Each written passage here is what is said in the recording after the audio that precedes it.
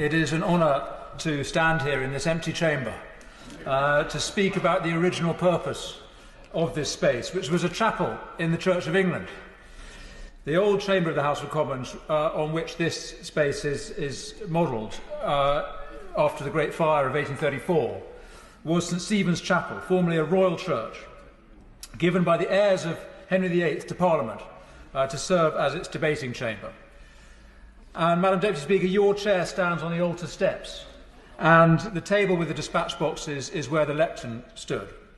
And I mention this because the link between this place and the Church of England isn't merely ceremonial. The prayers we say here at the start of every day aren't just a nod to tradition. Our democracy is founded on Christian faith. And indeed, this Parliament remains the law-giving power of the Church of England. We in this place have the responsibility to approve or disapprove the doctrine and the rules of the Church. And that is as it should be, because the Church of England is not some private club, just another eccentric denomination. The Church is the chaplain to the nation, and through the parish system, in which every square inch of England has its local church and its local priest, we are all members, we all belong, even if you never set foot in your church from one year to the next, even if you don't believe in its teachings, it is your church, and you are its member. And so when I speak of the Church of England today, I am not speaking about the internal politics of the Anglican sect.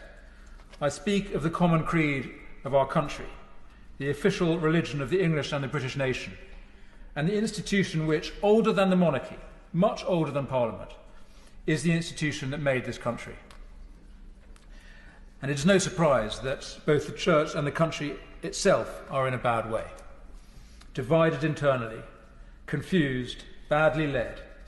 The Church is riven by deep disputes over doctrine and governance, and literally leaderless, with even the process of choosing the next Archbishop of Canterbury unclear, confused and contended. And the country itself reflects this, unclear in its doctrines and its governance, profoundly precarious, chronically exposed to threats from without and within, at risk economically, culturally, socially, and, I would say, morally. Madam Deputy Speaker, last month, in the space of 3 days in one infamous week, this House authorised the killing of unborn children, of 9-month-old babies, and it passed a bill to allow the killing of the elderly and disabled. And I describe those laws in these stark terms not to provoke further controversy, but because those are the facts. We gave our consent to the greatest crime, the killing of the weak, the most defenceless human beings. It was a great sin. And if I, standing here, have any power to repent on behalf of this House, then I hereby repent of what we did. But, Madam Deputy Speaker, in the reaction to these votes, and all around us, in reaction to the state of the country and the world, something else is happening. There is a great hunger in society for a better way of living. And I want to use this opportunity to explain what that better way is and why we here in England have the means to follow it. The Jewish and the Christian God is a God of nations. He is interested in people as individuals, but also as groups, as communities, not only of kinship, though that too, but of common worship with a common God. And this nation, England, from which the United Kingdom grew, uniquely among the nations of the world, was founded, created consciously on the basis of the Bible and the story of the Hebrew people. And in that sense, England is the oldest Christian country and the prototype of nations across the West. The story of England is the story of Christianity operating on a people to make the institutions and the culture that have been uniquely stable, uniquely successful. The Western model was forged and refined in England over 1,000 years, from the 9th to the 19th centuries. So what is that model? It's simply this, that power should arrange itself for the benefit of all the people under it, and specifically for the poorest and weakest. That the law is there to protect the ordinary person against the abuse of power. That every individual has equal dignity and freedom, including crucially the freedom of conscience, of religion and belief, making space for other religions under the Christian shield, a secular space, indeed itself a Christian concept, meaningful only in a Christian world. These are ideas that only make sense if you accept that we have some intrinsic value, a value that is given to us, not of our own making or invention. And so through all these long years, from the time of Alfred to the time of Victoria, it was assumed that a nation was a community of common worship and that our community, this country, worshipped the Christian God. Then in the 20th century, another idea arose, that it is possible for a country to be neutral about God, that the public space, the public square, was empty of any metaphysics, that the route to freedom lay through the desert of materialism and individual reason, no hell below us, above us only sky. And that idea was wrong, and the horrors of the 20th century attest to that, not least in the West, where we escaped totalitarianism but have suffered our own catastrophes of social breakdown, social injustice, loneliness and emptiness on a chronic scale.